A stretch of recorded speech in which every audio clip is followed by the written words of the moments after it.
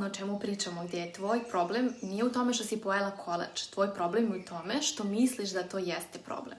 Jer hrana nije ono što tebe sputava, tvoj način razmišljanja o hrani je ono što te sputava.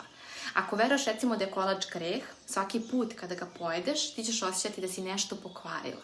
I šta onda radiš? Jedeš još više jer je nešto već propalo, a zapravo nije. To što si pojela nešto što recimo nisi planirala ne znači ništa. Ništa se nije promenilo, nisi upropastila dan, nisi izgubila kontrolu. Ali kada veruješ da jesi, onda ulaziš u onaj začarani krug gde se javlja, prvo ide krivica, zatim ide prejedanje, pa onda se vraćaš na stroga pravila, ponovo greška i onda opet ispočetka.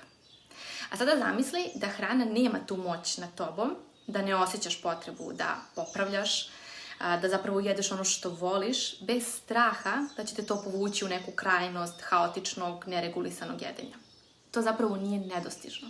To je samo stvar načina na koji ti odlučuješ da razmišljaš. I o tome pričam u novoj epizodi podcasta.